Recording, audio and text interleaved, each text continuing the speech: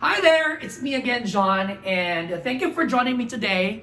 And this will be a new learning experience for everybody, and I hope that before the day ends, before the concept ends, you will learn something, okay? And for this clip, we will talk about gastrointestinal disturbances or your disturbances affecting your digestive system, and this concept falls under metabolism, okay? So when you say metabolism refers to the sum of all chemical events happening inside the body. And metabolism is divided into two. If you can still remember, you have your anabolism and you have your catabolism. Having said that, this concept dwells or focuses more on your GIT or digestive system. So we will begin with your anatomy physiology of your digestive system. And of course, prior to that, we will also talk about assessing patient, abdominal assessment for your patient, which is relevant for your qualifying examination. You should know whether we follow the protocol of your IPPA or are there any changes if you do assessing abdominal. Okay, we focusing more on abdominal assessment. Do we follow the same protocol? And knowing the site of abdominal pain is also essential because sometimes knowing the site of abdominal pain will give you an idea, okay, of what could be a possible disease or a problem patient is experiencing. So after discussing those stuff, I will give you the outline of our topic, the different diseases that we will discuss as we go along the way. Okay? So let's begin with your assessment. Remember, in your nursing assessment or any medical assessment, they know the protocol of your IPPA, right? You have your inspection, you have your percussion, you have your palpation and auscultation. That's the standard. Okay? We do that when we assess other systems as well. But for your GIT, particularly in your abdominal assessment, we do not follow the same sequence. Instead, what we follow in your abdominal assessment is your IAPP. And what is this IAPP? IAPP, okay?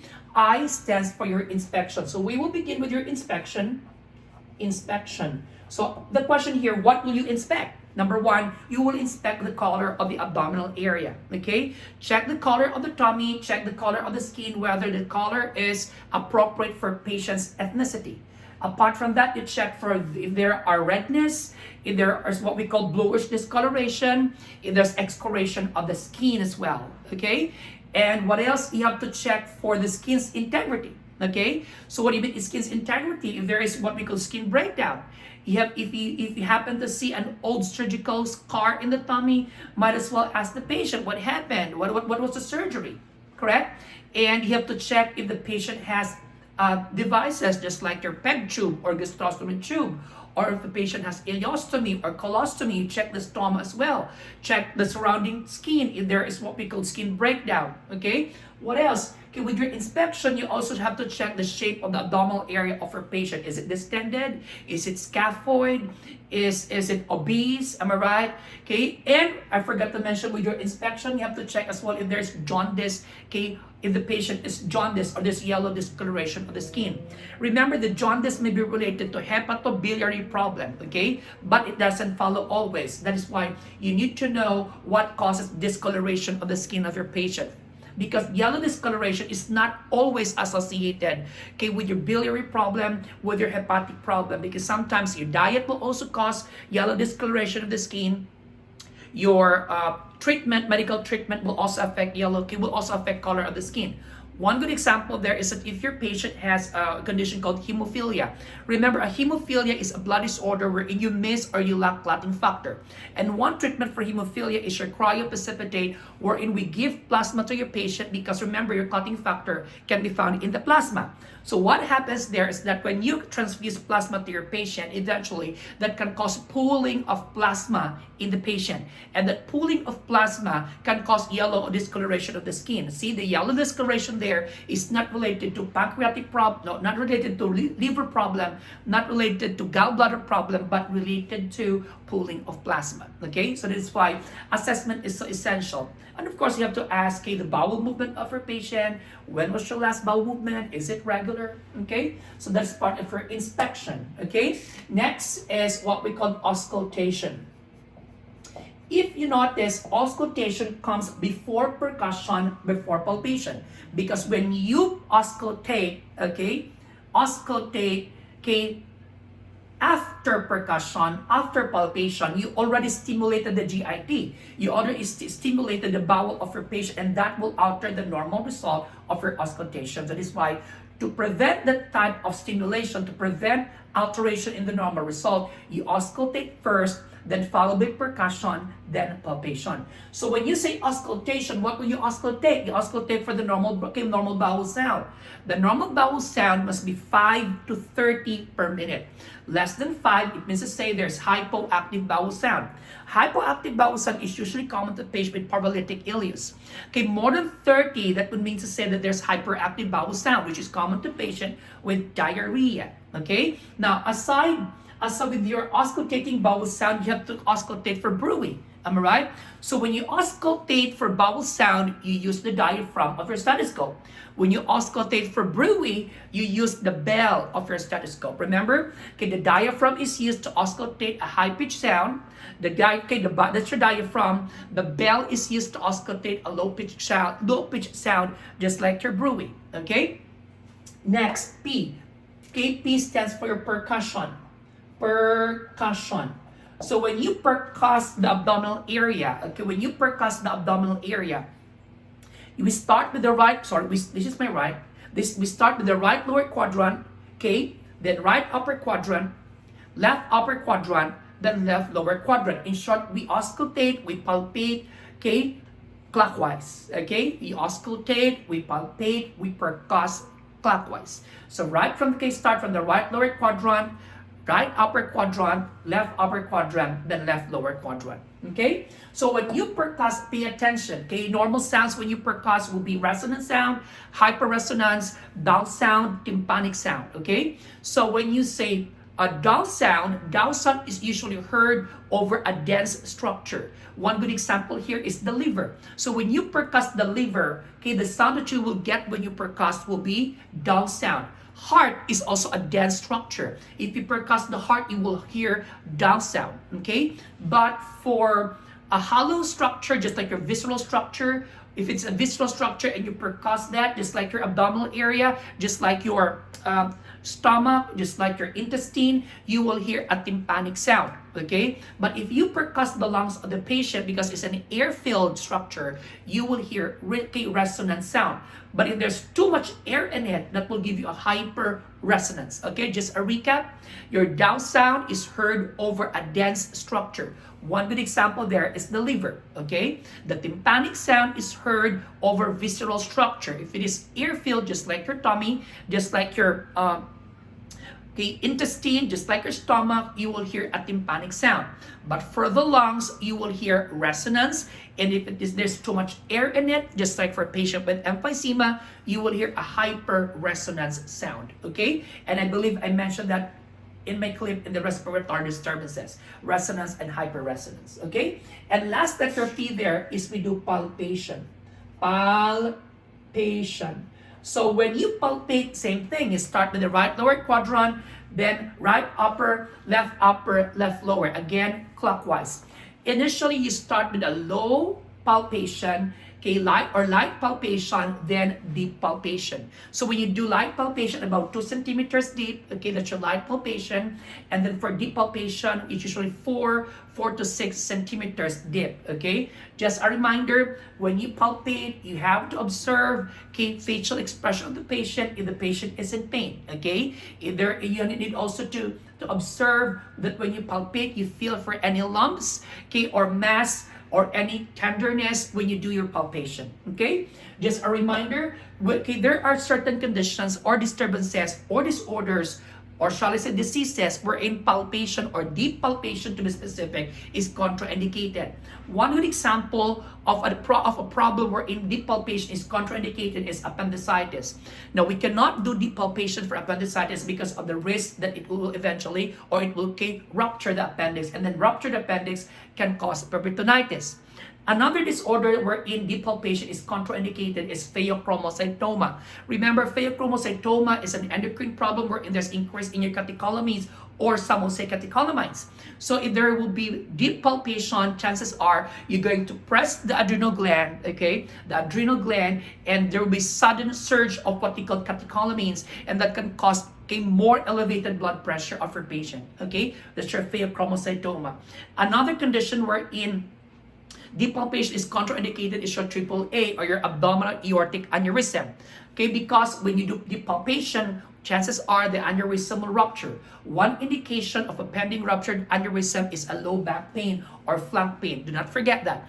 And another thing is your Wilms tumor, that's for pediatric. So these are common conditions wherein depalpation is contraindicated. Okay, so we're done with your IAPP. Let's proceed now to your abdominal pain. Remember that one common problem or complaint of a patient with GIT disturbances is abdominal pain.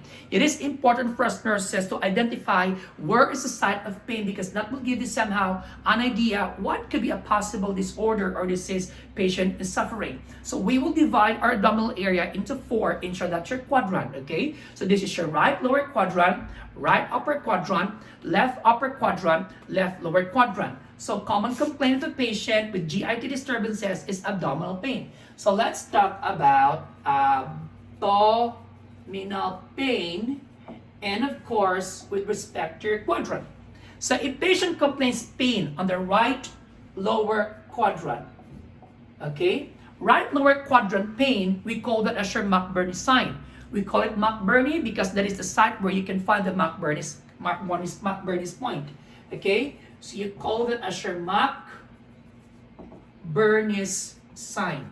Okay, McBurney's sign because that is where you can find the McBurney's point. Okay, so what are common conditions, okay, that can cause pain on the right lower quadrant? One good example here is your appendicitis. Okay, now what is appendicitis? Appendicitis refers to inflammation of the appendix due to intraluminal obstruction with subsequent bacterial infection. Am I right? Don't worry, we will discuss that later, so you don't have to take down of that definition. As long as you know that there's inflammation of the appendix, that's it. Okay, that's your appendicitis. Next, another condition that can cause right lower quadrant pain is for patients suffering from regional enteritis.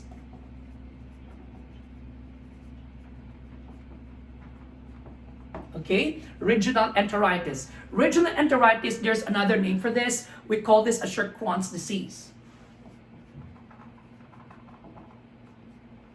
Okay, another name of regional enteritis is Crohn's disease. Do not confuse yourself with Crohn's disease and Crohn's disease. Crohn's disease is your hyperaldosteronism. That is a form of an endocrine disorder wherein there's too much or excessive mineralocorticoid, your aldosterone. Crohn's disease or regional enteritis, this is actually an example of inflammatory bowel disease. Okay, remember there are 2 common types of an inflammatory bowel diseases. You have your Crohn's disease or regional enteritis, and the other type is your ulcerative colitis. Okay, and I will discuss that in a bit. Okay, so right lower quadrant pain, indication there, appendicitis, okay, regional enteritis or Crohn's disease. Next, number 2. If patient complains pain on the right upper quadrant. Right upper quadrant pain is a site of pain for patient with liver problem. Okay, liver problem or liver diseases. Example for patient with liver cirrhosis, okay? Patient with hepatitis, patient with liver cancer, okay? Next, right upper quadrant pain is also the site of pain for patient with gallbladder disturbances or gallbladder problem, okay? Now don't forget this. If you have a gallbladder problem, the pain there, okay, can cause referred pain to your right shoulder, okay? Causes pain where on your right shoulder. There is what we call referred pain to your right shoulder, okay? As if there's an invisible line or connection between the gallbladder and your right shoulder. And don't forget this. One good example of a gallbladder problem is your cholelithiasis, okay, or gallbladder stone. Another example is your cholecystitis, okay, which is inflammation of the gallbladder. The common cause of cholecystitis is cholelithiasis or gallbladder stone, okay? And pain associated with gallbladder problem is a pain aggravated by increasing fat intake, okay? By increasing fat intake. So in short, if you love to eat fatty food, then the abdominal pain aggravates. So you suspect a gallbladder problem. Okay? Next. Number 3. What about for patient who complains pain on the left upper quadrant? Left upper quadrant. Left upper quadrant pain is the common site of pain for patient with spleen problem.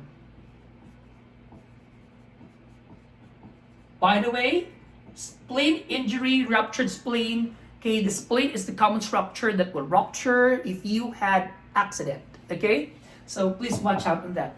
And apart from your left upper quadrant pain, a patient with spleen problem or spleen injury can also cause pain, okay, that may radiate to your left shoulder.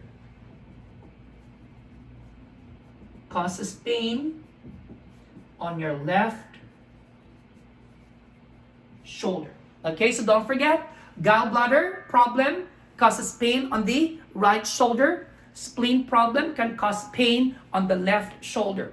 Okay, what about if both shoulders, okay, there's pain for both shoulders. Okay, pain on the right and left shoulder could be an indication of a urinary bladder problem.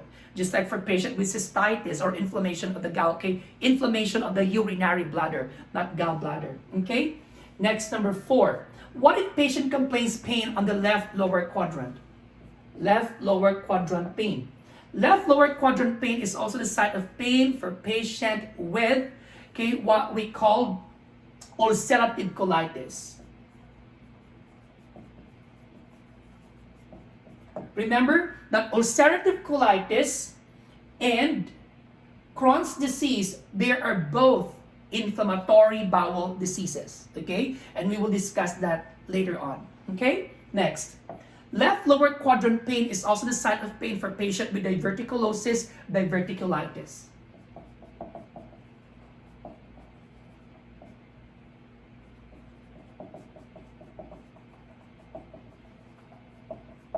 Okay, so diverticulosis refers to multiple outpouching of the intestinal wall.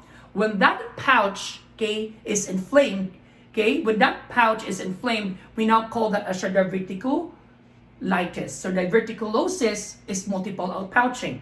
Diverticulitis is the inflammation of the pouch. In short, you cannot have diverticulitis if you don't have diverticulosis. Make sense? I hope so. So these are things you need to remember when you talk about, okay, abdominal pain. But there's more. Number 5. What if patient complains pain on the mid-epigastric area? So you have your epigastric pain. Epigastric pain. Epigastric pain could be an aura for myocardial infarction. So don't forget this. Sometimes patient with heart will have heart attack. Okay, their aura is epigastric pain. Actually, it's not really epigastric pain because of the proximity of the heart and the epigastric area. Patient thought it's epigastric pain. It's not epigastric pain. That's part of her chest pain. Okay, so just point to remember. So an aura for your MI is sure epigastric pain. Next, number 2, a patient with epigastric pain could be an indication of gastritis. Gastritis. What else? A patient with epigastric pain could be a site of pain, epigastric pain for patient with peptic ulcer disease, PUD. Okay, peptic ulcer disease. Now remember, there are 3 common types of your peptic ulcer diseases. Okay, the first type of peptic ulcer disease is what we call the lower esophageal ulcer. Of course, the site of ulcer there is in the lower esophagus. This is common for patient with GERD. Okay, gastroesophageal reflux is there's reflux or regurgitation. Okay, the gastric content will irritate the lower esophageal area, causing ulcer formation. Okay, now another type of ulcer is what we call the gastric ulcer. So when I say gastric ulcer, the site of ulcer here is in the stomach. Okay, that's your gastric area. And the third type, which is the most common type of ulcer, is what we call your duodenal. Okay, duodenal ulcer. Things to remember in your examination, particularly in your gastric and duodenal. Remember, okay, a gastric ulcer is a type of ulcer aggravated by eating but relieved by vomiting.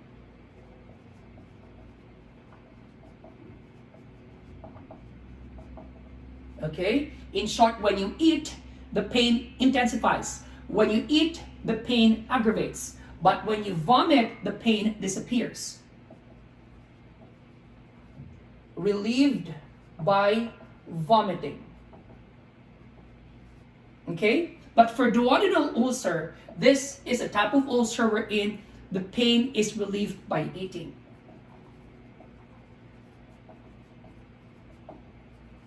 Okay? Don't forget this. So again, just a recap. When you eat, the pain intensifies. When you eat, that is your gastric ulcer.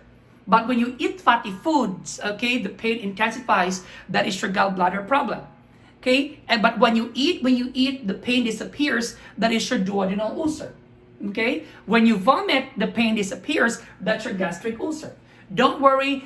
I will explain why is it that in your gastric the pain is aggravated by eating, relieved by vomiting. And why is it for duodenal ulcer, the pain is relieved by eating? I will explain that as we go along with your anatomy and physiology. Okay? Please do not forget that. And another thing, I mentioned about aggravating pain. Okay, just a recap. What type of disorder or problem if the pain is aggravated by walking?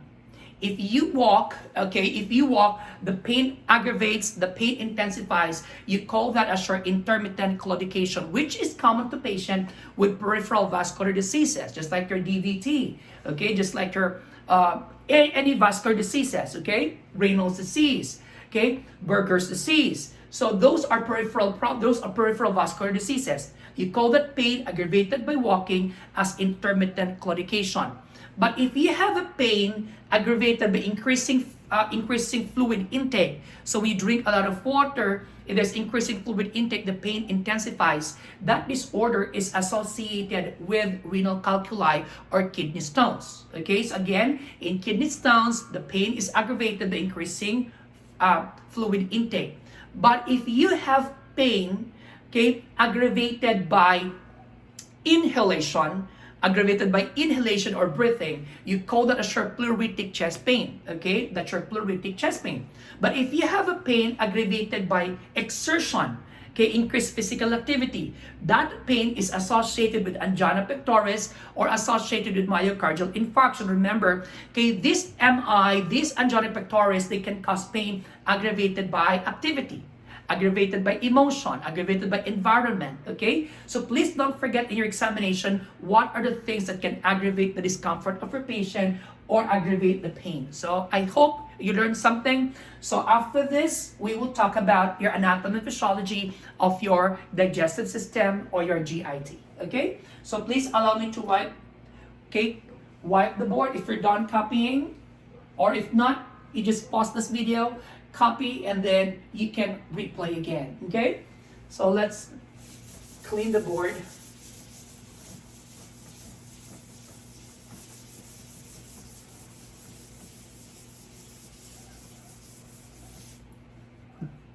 So I think you're now ready to listen to the basic anatomy and physiology of your GIT or your digestive system, okay? Hold on. Okay, so this is your gastrointestinal tract, okay, your GIT or your digestive system. Among the systems in the body, it is the only system that has a different or a separate portal of entry and exit. Food enters the mouth and it gets out from the anal area. They don't have the same outlet or they don't have the same port, okay? Just like with your respiratory. Air gets inside the nose, okay? When you exhale, air gets out from the nose again, okay? They have the same portal. Here, they're different portals, right? That would be, so yucky if you eat and then the fecal material gets out from your mouth as well. That is why God is so good, because God made two different portals. Okay, food gets inside the mouth.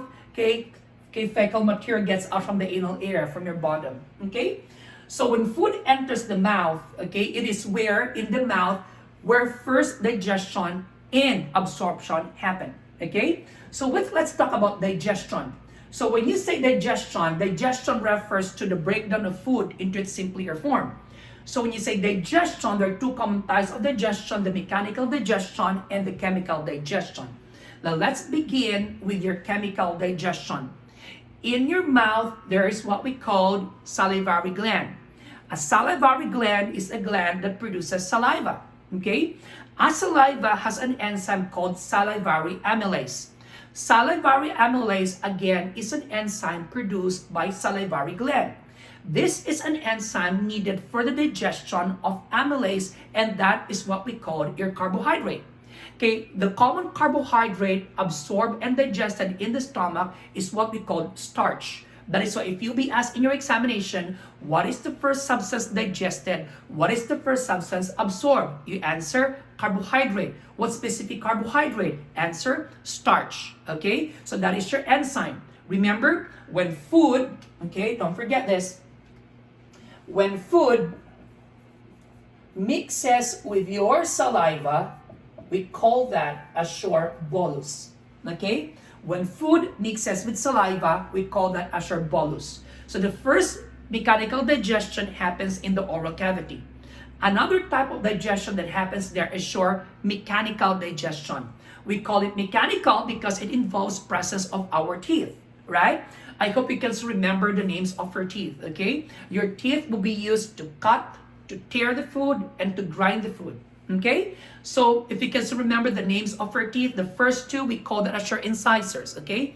Your incisors will be used to cut the food. Your canine will be used in tearing the food or shredding the food. Your premolars and molars will be used in grinding the food. So see, they will break down the food into its simpler form. We call that as your mechanical digestion. Okay? So again, it is in the oral cavity in the mouth where first absorption and digestion happens. Absorption of what? Carbohydrate in a form of starch. Digestion because of what we call, okay, involving enzyme in your teeth. When food mixes with saliva, we call that as your bolus. So what will happen if you have the bolus of this mixture? So you're going to swallow. So when you ingest that, the food now enters to your esophagus. Okay? The food enters to your esophagus. Your esophagus will redirect, or not redirect, will direct or guide the food from the oral cavity going to your stomach. Remember, one common problem in your adult medical surgical nursing is a condition called esophageal varix or esophageal varices. Esophageal varix or esophageal varices refers to dilation of the blood vessels in the lower esophageal area. So remember, the dilation happens in the lower esophageal area. That is why in your NCLEX or any qualifying exam, do not include and select all that apply for the signs and symptoms of esophageal varix frequent swallowing. That is incorrect. There is no frequent swallowing in the lower esophagus. Frequent swallowing occurs in the upper part. Okay? How many times do you swallow? You will swallow once, am I right? So when you get the food, you swallow that, food enters your stomach. It's not that when you swallow the food, and then when the food reaches here, you swallow again. No. So there's no swallowing reflex in the lower part. So frequent swallowing is not part of bleeding, manifestation of bleeding or manifestation of patient with esophageal varix. Frequent swallowing is common or common or prevalent to patient with bleeding tonsillectomy. Remember, tonsils are on the upper part. So if you're bleeding there, so you will have frequent swallowing. Okay? So let's go back. So this esophagus, as mentioned, will direct the food from the mouth going to your stomach. So this is our stomach. Let's try to increase its size. Okay? So our stomach has two openings. Okay, this is your esophagus. Okay, there are two openings of the stomach. This is what we call the cardiac opening, and this part is what we call the pyloric opening. These two openings are actually regulated by a round muscle. You call that round muscle as your sphincter. Okay, a sphincter that regulates the cardiac opening is what we call the cardiac sphincter. Okay, a sphincter that regulates the pyloric opening is what we call pyloric sphincter. It's a round muscle. So when the food, or shall I say, when the bolus enters, okay, your esophagus, the esophagus now directs the food to your stomach. The cardiac sphincter opens, the bolus gets inside, and then the cardiac sphincter closes. Because if the cardiac sphincter failed to close, it is open during movement or peristalsis or movement of your stomach, there is a risk of the gastric content to go back to your esophageal area, and that can cause eventually ulcer formation or irritation in the lower esophagus. And remember, I mentioned lower esophageal ulcer. may be related to GERD or gastroesophageal reflux. There's reflux or regurgitation. That is why your cardiac sphincter must be what? Must close, okay? Okay, must close to prevent reflux or regurgitation. Now, when the bolus enters your stomach, the stomach now will distend. Am I right? It will accommodate the food. How? Because in your stomach there are what we call mucus foldings. These mucus foldings in the stomach, you call this as your rugae. Okay, these are skin foldings or mucus foldings that will facilitate expansion or distension of your stomach to accommodate the food. Your stomach or our stomach has the capacity of a gallon of food, okay? So your stomach will temporarily house the food, okay? And then it will gradually release the food, okay, into your small intestine. Highlight in your examination. Look at the structure of your stomach. There are different parts that you need to remember. This part of the stomach is what we call fundus, okay? Remember, it is not only the eyes or the uterus that has fundus. Our stomach has fundus as well. So this is what we call the fundus. This is what we call the body of the stomach. This is what we call the antrum of the stomach. Pay attention with your antrum. Do not forget this. It is in the antrum where you can find a lot of parietal cells. Parietal cells are cells in the stomach, particularly in the antrum, that produces two important substances. Okay? So what are these? Let's go back. Parietal cells, okay, are cells in the stomach, particularly in the antrum. In the antrum, that produces two important substances. And what are these? Parietal cells are cells that will produce hydrochloric acid. Okay? Hydrochloric acid is a potent acid important for digestion. So when you say digestion, again, what type of digestion is this? Mechanical or chemical? Of course, that is your chemical digestion. Okay? So this breaking down of food.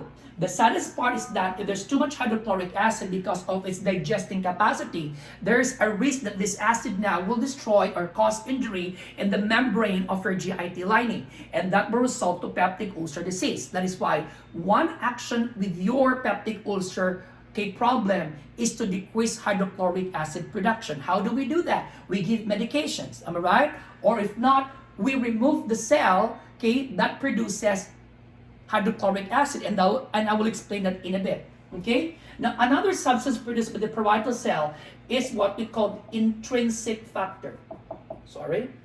Intrinsic factor. Now, what is this for? Your intrinsic factor is important for vitamin B12 absorption.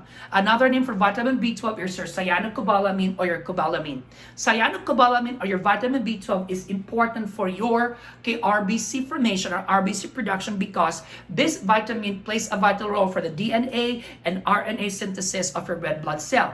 That is why vitamin B12, cyanocobalamin, is considered to be an erythropoietic factor because it plays a vital role for erythropoiesis or RBC production. Now let's go back.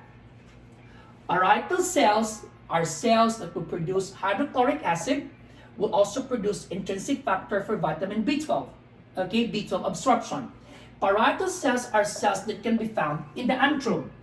In case of what we call peptic ulcer disease, one goal there is to decrease hydrochloric acid production. How do we do that? I said we give medication. What are common medication given in order to decrease hydrochloric acid? You have your Prevacid or your omeprazole. And I will discuss that when we will reach peptic ulcer disease concept. Okay? Now, aside from giving medication, another action to decrease hydrochloric acid production is to remove parietal cells. Because parietal cells are cells responsible in producing that acid. So how do we do that? Remember, I said that part of the stomach that contains a lot of parietal cell is the antrum. So the surgery there is removal of the antrum. You call that procedure as your antrectomy. Okay? So what do you call that removal of the antrum? We call that your antrectomy. So antrectomy is removal of the antrum. What is the purpose of antrectomy? Removal of antrum to decrease the parietal cell count in order to decrease hydrochloric acid production. But the problem there is that it will not only affect hydrochloric acid because your parietal cell, we know, will also produce intrinsic factor. Am I right? That is why post-antrectomy, Post-antrectomy, there is decreased hydrochloric acid production and there is also decreased intrinsic factor production. Having said that there is a decrease in the intrinsic factor, it will follow that a decrease in your intrinsic factor will lead to decreased vitamin B12 absorption. A decrease in your vitamin B12 will affect RBC production, and that is what we call anemia. What type of anemia is brought about by decreased vitamin B12? We call that type of anemia a short pernicious anemia. That is why, don't forget in your examination, what will you watch out for post-antrectomy or post-removal of the antrum? Answer, watch out for pernicious anemia. And what is the hallmark sign of your pernicious anemia? If you happen to watch my video wherein we talk about blood disturbances, I said the hallmark sign here will be red beefy tongue or beefy red tongue or sore in the tongue. Sore in the tongue, beefy red tongue or beefy red tongue or red beefy tongue, that is the hallmark of your pernicious. And that beefy red tongue or sore in the tongue is reversible. When you give vitamin B12, that beefy red tongue will disappear. Okay? Now, question. Is removal of the antrum removal of the entire stomach, entire gastric area? No, because removal of the entire stomach is what we call gastrectomy. That's removal of the stomach, right? But in your antrectomy, we don't remove the stomach, just part of the stomach. That is why if removal there is part of the stomach, we can generally say that that surgery is gastric resection. What is gastric resection? Removal of part of the gastric. What part? The antrum. Can you follow? Okay, so antrectomy is an example of gastric resection, but gastrectomy is removal of the entire stomach. Now, another thing to remember in your exam. I said that antrectomy is removal of the antrum. Am I right? Simple as that. If you can still remember in your anatomy physiology, after your stomach, it is connected to your small intestine. Am I right? And our small intestine is divided into three. If you can remember, the DJI, duodenum, jejunum, and the ileum. Okay? So you have your duodenum, you have your jejunum, and then you also have your ileum. And they follow that sequence. Okay? First is the duodenum, next is the jejunum, and the distal part is the ileum. Now remember, duodenum, jejunum, ileum, small intestine. Removal of the antrum is what we call antrectomy. When you remove the antrum and connect that with the duodenum, okay, removal of the antrum, anastomosis with the duodenum, we call that a Sherbill-Roth 1. Okay? Removal of the antrum, anastomosis with the jejunum, we call that a Sherbill-Roth 2. Again, in Billroth 1, what part of the small intestine is being used? The duodenum. That is why. What is another name of your Billroth 1? Another name of Billroth 1 is your gastroduodenostomy. Okay? So you call this as your gastroduodenostomy. So there is gastric resection, anastomosis with the duodenum. That's your Billroth 1. For Billroth 2, we use the jejunum, okay, the jejunum. That is why another name for Billroth 2 is what we call gastrojejunostomy. There is gastric resection, anastomosis with jejunum. Remember, Billroth 1, Billroth 2 will affect the antrum. There is removal of the antrum. That is why post-Billroth 1, post-Billroth 2, post-gastric resection, post-antrectomy, watch out for pernicious anemia. Okay? Now look, I said that food and saliva equals bolus. That bolus enters now your, what we call, your stomach. And in the stomach, it has gastric juice. And in the gastric juice, it has hydrochloric acid. When that bolus, okay, mixes with gastric juice, we no longer call that bolus. We call that as your chyme. Okay? So again, bolus plus gastric juice, we call that as your chyme. Therefore, Is chyme acidic? Yes, it is, because it contains hydrochloric acid. There is gastric juice in there. Is bolus acidic? No, more on alkaline. Am I right? Okay, but chyme is very acidic. Okay, now from your stomach, the chyme now will get out from the stomach via your pyloric opening. Of course, regulated by a pyloric sphincter. Okay, gradually it will release the food, okay, go into your small intestine. What will happen in the pyloric sphincter will keep an open, okay, will open for a long period of time, will not regulate release of the chyme. What will happen? There's rapid passing of food into your small intestine without proper mixing and digestion. We call that condition as your dumping syndrome. So what is dumping syndrome? Rapid passing of food from the stomach to the small intestine without proper mixing and digestion. Dumping syndrome usually occurs 5 minutes to 3 hours after eating. Okay? So we will discuss that along the way. When I say GERD, there's reflux or regurgitation. So do you see the difference? When the food gets back, okay, it goes back to your lower esophageal area, there's reflux or regurgitation, you will end up having GERD. But if the food there's rapid passing of food into your small intestine without proper mixing and digestion, you will end up getting dumping syndrome, all right? That is when these two sphincters there, the cardiac sphincter and the pyloric sphincter, they play a vital role, okay? Now, when the chyme enters the small intestine, okay? When the chyme enters the small intestine, particularly your small intestine, that is the primary site for absorption and digestion. Remember that. The small intestine is the primary site for absorption and digestion. Why? Because there are three common features. There are three common features in the small intestine that play a vital role with your absorption and digestion. First is what we call your microvilli.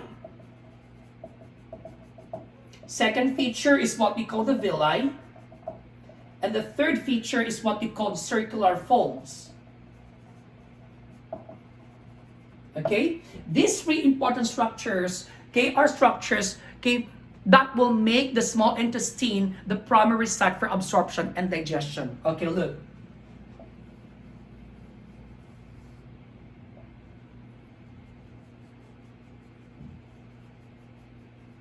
Please bear with my drawing, okay? Okay, this is what we call the microvilli. Okay, this is what we call the villi. Okay, this bit here, you call this as your circular folds. So what happens there is that, I'm wondering if you can see the, hold on. There. So this is what we call the microvilli, the villi, and the circular folds. So come to think of it. When the chyme is released from the scale from your stomach, that chyme, okay, will get inside the circular folds because it's like a pit, okay? So it will trap the chyme inside the circular fold. Once the food is in there, of course, once the food is in there, the microvilli will absorb the food and pass the food from the microvilli to your villi, and the capillaries there, the vessels, will absorb the food. Once absorbed, it directs the food to your liver for detoxification and metabolism because it needs to be detoxified, okay? It needs to be metabolized, okay? So these three structures will make that area, organ, your small intestine, the site of absorption and digestion because of this microvilli, villi, and circular folds. That you cannot see this with other structures, only in your small intestine. Okay? Let's proceed. So what will happen now once the food is in your small intestine? Of course, it will activate your liver, will activate your gallbladder, it will activate your, what do you call this? It will activate your pancreas as well. Okay? So I will discuss that in a bit. Okay? Now, what I want you to appreciate and look will be the peristalsis, or the movement of food from your esophagus going to your stomach. And I want you to look at the different sphincters, the cardiac and the pyloric sphincter. Okay? Okay, look. So cardiac sphincter, pyloric sphincter. When you swallow, okay, the bolus enters your stomach, the cardiac sphincter closes, the pyloric sphincter will close open, gradually release the food. This needs to be closed to prevent GERD. This here structure, the pyloric sphincter, will gradually release the food because if not, it causes what? Dumping syndrome. So there is mixing, there's peristalsis, wave-like movement to mix your gastric juice and the bolus. A mixture of bolus and bolus and gastric juice, we now call that kind. Am I right? Now, I said when that food now enters the small intestine, it is where the site of what we call absorption and digestion happens. Now, for you to understand that, I need to discuss your hepatobiliary area, okay? Hold on.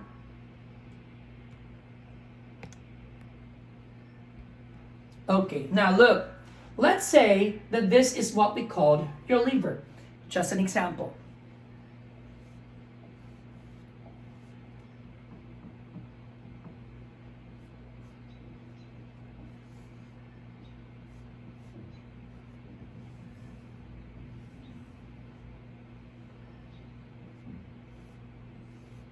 Okay, please bear with my drawing. This is what we call the liver. Another name for liver is hepa. Just like your hepatitis, inflammation of the liver. This is what we call the gallbladder. Please bear with my penmanship. This is what we call your pancreas. Okay? This is the right side, and this is the left side. These are the different ducts. Okay? This is what we call the right hepatic duct. This is what we call the left hepatic duct. This is what's called common hepatic duct. Since this is the gallbladder, this duct is what we call cystic duct. Okay? And then this is the only duct that receives the bile. Okay? This is what we call the common bile duct. Since this is your pancreas, there's a duct inside. You call this your pancreatic duct, or some book they call it duct of Wirsum or duct of Wirsum. Okay? And this part here is what we call the ampulla of Vater. And the sphincter here is what we call sphincter of Oddi or sphincter of Oddi.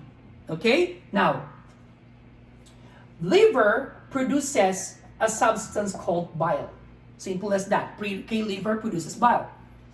Bile is a substance derived from cholesterol, derived from fats. Bile contains water. Bile contains bilirubin.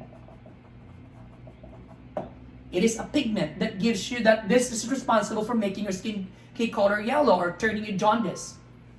Bile contains bile salt. Okay? Now, thing to remember is your bile salt. Your bile salt is important because it will emulsify the fats. Because fat molecules are so huge, it needs to be emulsified so that there is easy absorption and digestion. That is with the help of your bile salt. Okay? Now, once the liver produces the bile now enters your gallbladder. Okay? So basically, our gallbladder serves as temporary storage of your bile.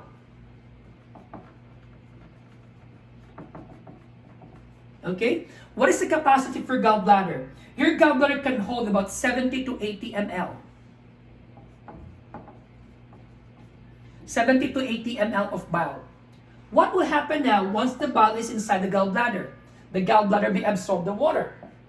So once absorbed, that will make the bile saturated or concentrated. It will be easy enough for the bile to emulsify the fats. Am I right?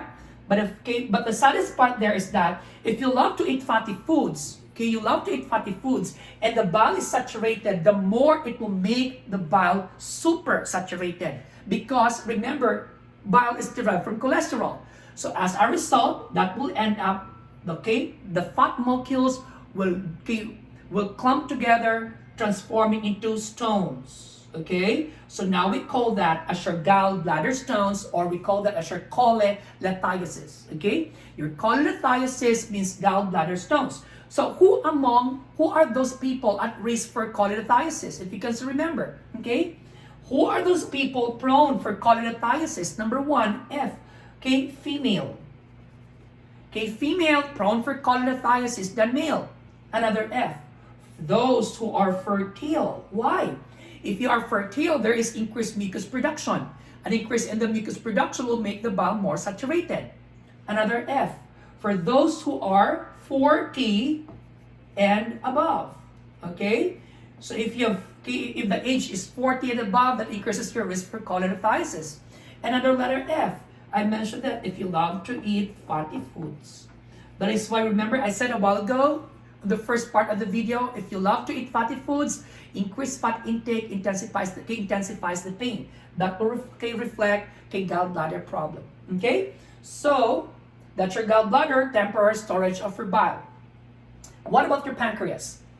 Our pancreas is both endocrine and both exocrine structure. Okay? Endocrine and exocrine structure. As an endocrine gland, particularly in the islets of Langerhans of your pancreas, there are two primary cells. Okay? There are two primary cells in the islets of Langerhans. Actually, there are three cells in the islets. But in the review, we only discussed two primary cells, the alpha and the beta cells. Okay? The alpha cell and the beta cell. We're talking about the endocrine structure. Okay? Okay, as an endocrine structure, your pancreas, particularly in the islets of Langerhans, we have the alpha cells, okay, and the beta cells. The alpha cells are cells responsible in producing a hormone called glucagon. Okay? Your glucagon is a hormone that will increase your blood glucose level. Okay? So it increases your blood glucose. Okay? Your beta cell, okay, your beta cells in the islets of Langerhans of the pancreas is a cell responsible in producing a hormone called insulin. Remember? Insulin, glucagon, these two are opposing hormones. If glucagon increases blood glucose, what about your insulin? Definitely, it decreases your blood glucose level. This is the endocrine function of your pancreas. Okay? Now, what about the exocrine structure? Exocrine function. Your pancreas produces pancreatic juice. Okay? And this pancreatic juice is a juice rich in bicarb. Remember bicarbonate in your acid base? Bicarbonate, I said the nature, it's alkaline. Alkaline. Therefore, if it is alkaline, it neutralizes acidity. Next. Your pancreatic juice contains enzymes. Okay? Now, there are two common enzymes produced or present in your pancreatic juice. We have your amylase, and then you also have your lipase. Okay? Amylase and lipase. Amylase, lipase. Amylase is an enzyme important for what we call, just like your salivary amylase, remember your starch, carbohydrate, right? So this is important for carbohydrate digestion. Lipase is what? Fat digestion. Okay, I hope you understand this. So the exocrine function of your pancreas is that it produces pancreatic juice that contains bicarbonate and contains pancreatic enzymes, amylase and lipase. Okay, now here's the scenario. Remember, this is what we call the duodenum. The duodenum is a structure connected from your stomach. Remember, stomach has hydrochloric acid. When that gastric juice mixes with bolus, we call that as your chyme. We can still remember this. And I said that chyme is acidic. If that chyme reaches the duodenum and that is acidic, it may cause irritation in the duodenal area. That is why when you eat, it stimulates the pancreas to release pancreatic juice that contains bicarb. Your bicarb is alkaline to prepare the duodenum from an acidic material coming in. That explains if you have duodenal ulcer in the duodenum, when you eat, the pain disappears. Relieved by eating, because when you eat, it stimulates the pancreas to release bicarbonate that will neutralize acidity. So if you have injury in the duodenum, ulcer in the duodenum, that makes the area alkaline. No acid means no irritation. No irritation means it relieves the pain. Okay? So that is why duodenal ulcer is a type of ulcer wherein the pain is relieved by eating. But if you notice, patient with gastric ulcer, the ulcer is in the stomach. If ulcer is in the stomach and you eat, that food material will get inside the ulcerated area, causing irritation, giving you pain. That is why gastric ulcer is a type of ulcer that causes pain aggravated by eating, and when you vomit, pain is being relieved. Because when you vomit, that eliminates the irritation. Am I right? Okay, that irritates the ulcerated area or the wound in the stomach of the patient. Okay, so let's go back. So when the food enters now your stomach, it stimulates your gallbladder, stimulates the liver, stimulates the pancreas. So they will release now this juice into your duodenal area. So you try to analyze. If this is your duodenum, okay, in the duodenum now, waiting in the duodenum will be your bile salt. Your bile salt will emulsify the fats. Am I right? Then you also have there your lipase for fat digestion. Then you have also in the duodenum waiting there is your amylase for your carbohydrate digestion. That is why when the food enters your into your small intestine, that is the final and the primary site for absorption digestion because of this enzymes plus the three structures present in your small intestine. So you're asking, what about protein? Where is protein being digested? There's no protein there. I only say fats and carbohydrate. What about protein? Protein, the site of digestion, is actually in the stomach. Why? In the stomach, there's a substance called pepsinogen. Am I right? That will digest protein. Therefore, what is the substance first digested? I said carbohydrate, starch in the mouth. What substance is digested in the stomach? Answer, protein. What substance, where is the site for final absorption and digestion? Small intestine.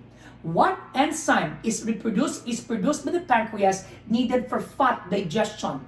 Lipase. What enzyme, pancreatic enzyme, is important for carbohydrate digestion? Amylase. Now, here's the twist in your examination. A patient with cystic fibrosis because of excessive mucus production will have a hard time producing enzymes, amylase and lipase. Okay? Or patient who had pancreatic problem, the production of enzymes will also is also affected.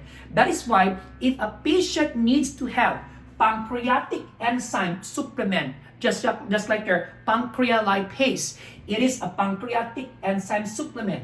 When you give pancreatic enzyme supplement, you have to give that every meal. Okay? So if the patient eats 5 times a day, you give that 5 times a day as well. So you mix that with the food of your patient.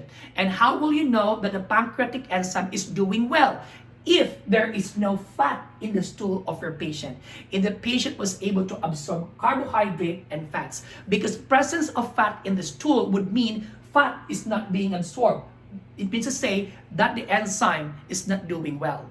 That is why one indicator for an effective pancreatic enzyme supplement is absence of fat in the stool, absence of steatorrhea. Okay, so that's it. So I hope you understand this. Okay, your absorption as well as your small intestine and then your stomach. So from the small intestine, it goes now to your large intestine, and the large intestine temporarily houses undigested food, and that will be eliminated out, when you will have your bowel movement. What is so essential here is that it is your large intestine where water is greatly absorbed. That is why if you have large intestine problem, there is a risk for water malabsorption. So that will make the patient dehydrated. Okay? I just want to emphasize something. Remember, I said that your small intestine is divided into 3, right? The DJI. Okay? Duodenum, jejunum, ileum. Ileum, I failed to mention this a while ago. Ileum is the primary site for your B12 absorption or your cyanocobalamin absorption. That is why if you have an ileum problem, an ileal problem, there is also a risk for pernicious anemia. Therefore, pernicious anemia, okay, may be related to dietary problem, especially if you are vegetarian. Okay, if you're vegetarian, you're prone for pernicious anemia. If you have decreased intrinsic factor, okay, decreased intrinsic factor because of a surgery, because of parietal cell problem, that will also increase the risk of pernicious anemia. Or even if you have too much hydrochloric acid, but the problem is the ileum itself, then you will also have pernicious anemia as well. Now, there is such thing as what we call ileostomy and colostomy that I will discuss as we go along. Ileostomy, that is more on your small intestine. Colostomy, that is more in your large intestine. Remember, the stool coming out in your ileostomy is liquid stool. That is why if it is liquid stool, patient is at risk for dehydration, giving you fluid volume deficit. Colostomy, it affects the large intestine. Large intestine is a site for water absorption. So water absorption is another concern, making the patient now risk for fluid volume deficit. So same, ileostomy, colostomy, they're both prone or risk for fluid volume deficit. I will discuss more about ileostomy, colostomy, okay, as we go along the way. This is just the bird's eye view, okay? So I hope you understand the basic anatomy and physiology of your GIT or your, what we call this, your digestive system, okay? Now, what I want you to watch now is the animation of your GI tract.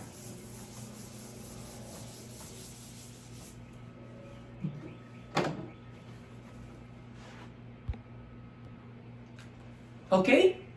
When food enters your stomach, mixes with the key gastric juice, it becomes chyme. That chyme is acidic, it gets out from the stomach, goes to your small intestine. Remember, stimulation of the gallbladder, pancreas, and the liver. It releases the juice there. Okay, the amylase and lipase will be there. The bile salt with your circular folds, microvilli and villi. Okay, the substances now are being absorbed. That is why small intestine is the site for absorption and digestion. Okay, the food in your small intestine is being propelled by a wave-like movement called peristalsis. Okay, so this is your small intestine. Look at the movement. This is your peristalsis. Okay, let's try to dissect this area. Okay, students watch how the food passes through there. So there's wave-like movement, your peristalsis, it propels the food from the duodenum to jejunum to ileum. So any unwanted food, okay, will go to your large intestine. Okay, so this is your large intestine. You call this as your appendix. This is your cecum. This is your ascending colon. This is your transverse colon. This is your descending colon. This is your sigmoid colon. This is what we call the rectum. And the outer part there is regulated by your sphincter, your anal sphincter. Okay? So this is your large intestine. Okay, appendix, ascending colon, transverse colon, descending colon, sigmoid colon, rectum, and the anus. The large intestine temporarily houses unwanted food, unwanted and undigested food that will be eliminated. Can you follow? And the large intestine is the common site of water absorption. Okay, just a reminder, in the bowel, in your bowel there is a normal flora. Okay, therefore, if there's a normal flora there and you abuse antibiotic, it destroys the normal flora. Okay, chances are, once altered, it can cause diarrhea as well. Okay, so that is why you need to watch out for that. So this is what we call the rectum. This is the anal area. Okay, so this is an overview of your large intestine. Okay, so let's move a little bit closer. Thank you so much. Okay, ascending colon, look at your peristalsis. Okay, so every time you bear down, that will help propel, the fecal material, right? Look. Kidding aside, okay? It's almost there. It's almost there. Okay. And stop. Of course, I will not show you, okay? So that is what we call your peristalsis, and that ends the introduction of your gastrointestinal disturbances. Okay, so after this, we will talk about disturbances. So I will give you the outline of our topic, okay? So this will be the outline of our topic or our discussion. Hold on. So this will be the outline of our topic. Okay, number one, we will talk about peptic ulcer disease or PUD. So under peptic ulcer disease, we will talk about lower esophageal ulcer, gastric ulcer, and duodenal ulcer. And I will also incorporate here GERD, and I will also incorporate here dumping syndrome, and I will also incorporate here your peritonitis because of what we call perforation. After peptic ulcer disease, we will talk about appendicitis. Okay, so I can also incorporate recap here your peritonitis as well, because when the appendix ruptures, it can cause peritonitis. After that, we will talk about inflammatory bowel diseases.